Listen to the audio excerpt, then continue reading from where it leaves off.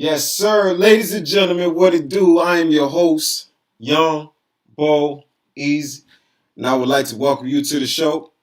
You are now tuned in to Knicks and Dimes. All right, man. Listen, season opener at the Garden. You couldn't paint this one any better. Knicks get the dub, 138 to 134. Celtics, man, gave us a hell of a game. Gotta show love, gotta show respect, man.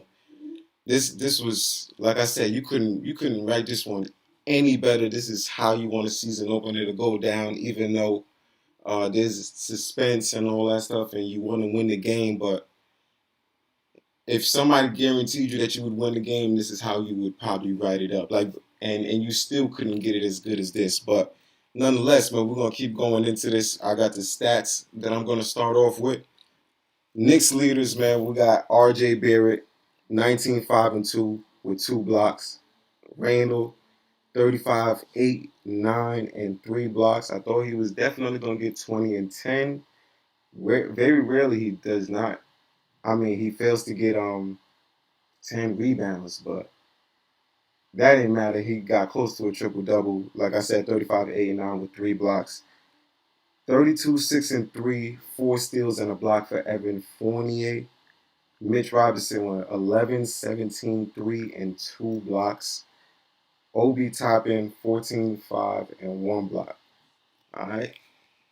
Celtics, Jaylen Brown, who showed out tonight, made a bunch of records, man, up there on the list with leading scores for opening games. Definitely exceeded the record for the Celtics, as far as the Celtics go in history, opening game. 46, 9 and 6, 3 steals, 1 block. Marcus Smart, 15, 8, 6, 2 steals. Robert Williams, 16, 10, 3 steals, 5 blocks. Definitely worth that contract, man. He was going nuts today. Tatum, 20 and 11, but he shot 7 for 30 from the field. That's something we definitely going to get into. Grant Williams, 15, 5, and 4, gave Boston definitely some points, much needed points that on our end we had to sacrifice, but we're going to keep going with it. Dennis Schroeder, 12, 2, 8, and 2 steals. Langford, 10 and 3. He was 4 for 4 to start the game, but then he disappeared after that. Man, listen, this game was just, oh man, top to bottom, fun to watch, man, and suspenseful, and it was just everything you want in a Knicks game, and no, not too many games could give you that feeling like a Knicks game, let alone a Knicks game in the Garden. You could feel it through the spring. It's next level. Um, First quarter, man, Jaylen Brown pretty much killed us by himself. 20 points to finish the quarter. Killed us on every tier, man. Like outside, inside, mid range, putting on moves, man. He's definitely looking much more seasoned. It's good to see him healthy over everything, but he's looking much more seasoned to begin this season. And if this continues, man, it's a great look for him as an individual. Second quarter, uh, we didn't. First off, first quarter we didn't come with that energy. It was good. But it was just Jaylen Brown. We needed to do something with him. So it wasn't the worst energy. It was nothing like those last two preseason games that we went through. It's definitely better energy than that. But it's something that we could definitely build on, especially when it's just one person mainly that's torching you. But moving on to the second quarter, that's when uh, I won't even say we, uh, Randall pretty much carried the whole squad because it was looking stagnant. My only problem with it was the ball movement stopped for a while, you know. But granted, you know when your star's hot, you ride your star. Pause. It was going phenomenally. He went on a run pretty much by himself. Uh, just he just it was just great, man. So we fought back to get into 4 points, 58-54 going into the half, which wasn't bad because we were definitely. I think we had a double digit. Uh, I mean, we were trailing by double digits at a certain point there, and it was not looking good 34-45 at a certain point, but then we fought back to make it 54-58 going into the half. So entertaining. As a Knicks fan, I kind of, and knowing our team, that build of our team, that constant fight that we have, I knew that we would get back into it. But you still don't want to see us in the hole that early, especially to the Celtics, and in reality to one person. It just, I would pretty much say the standouts were Romeo Langford and Jaylen Brown first half, because it was just like I said, Romeo Langford was 4 for 4, and then it was after he disappeared. But anyway, going into the third quarter, man, was the R.J. Barrett and the Obi Toppin show. Great defense, a lot of steals, a lot of fast breaks. The team started getting into more of a flow. We took the first punch as soon as the quarter opened up, and we gave the first punch as soon as the quarter opened up, and it was good, man. It was all offensive. The ball was moving more, and it was fun to watch, and it gave some great results, man. So I'm streaming through this because of a certain reason. If you watch the game, you know why. But man, this let's just get into it, man. Third quarter, great results. We go in now leading by 4.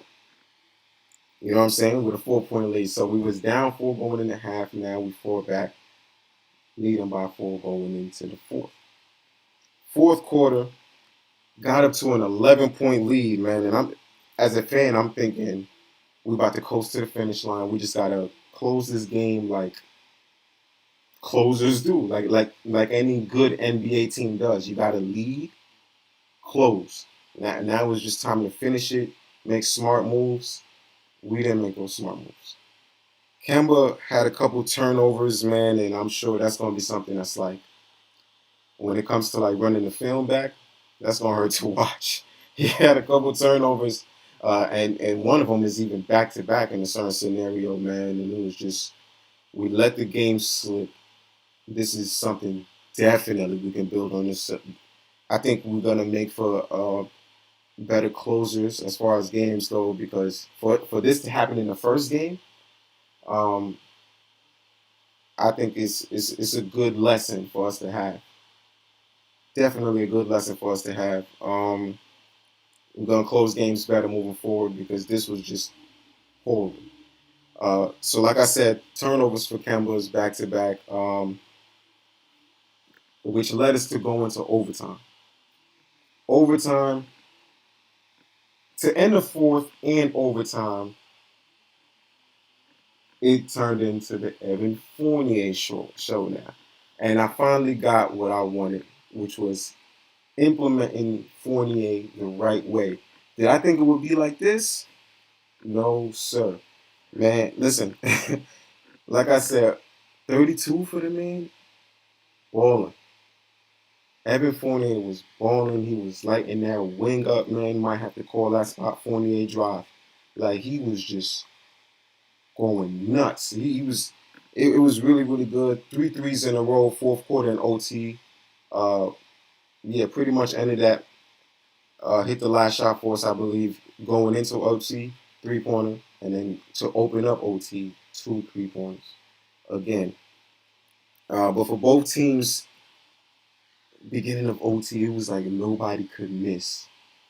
I think it was like 8 or 9 shots before we saw the first miss, just draining them. It was like a lot of 3 pointers. If all, it was at least out of those 9, it was at least 7 3 pointers. It was just fireworks all over the place, man. And so it's suspenseful, but as a fan of just basketball, it was entertaining as a whole, but suspenseful as a Knicks fan, because at the end of the day, you just want to win your game. Second OT, man, because the first couldn't decide a winner.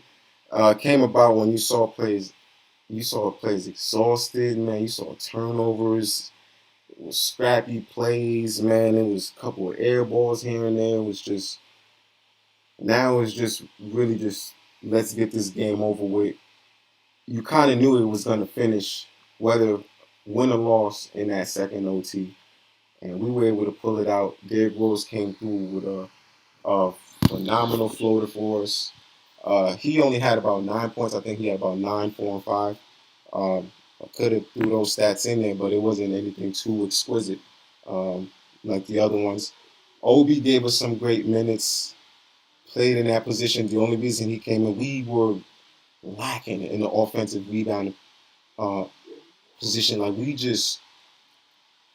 we could not rebound the ball. Like once they took a shot, they were missing.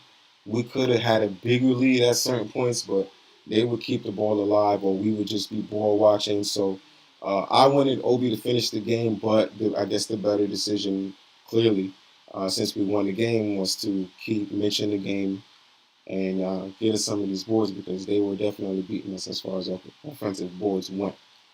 The shout out to Mitch, he definitely worked hard on offensive boards himself. Once we got on the other side of the court, man, it was impressive all the way around. And I normally don't feel like a game versus the Celtics, seeing as this is an Atlantic division foe that we got to see a couple times. I don't think this is somebody we're supposed to be seeing. We're supposed to be this close in a game with. I definitely don't believe that. Um, we got to close it out better. We got to be safer with the ball. Definitely more turnovers than we would like. And they pretty much proved my point before the games even started with the when I had Figs on the show. Is it just going to be your two guys that's beating us? You know what I'm saying? You're going to have to show me a little more than that. And I think either one of them would have 40 even. No, I didn't think either one of them would have 40, but dude almost hit us with a 50 piece.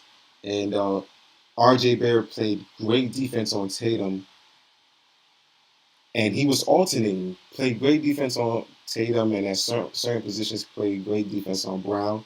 Brown still lit it up nonetheless, but we was looking like it was just good. As far as RJ, oh shit. As far as RJ on a individual level, man,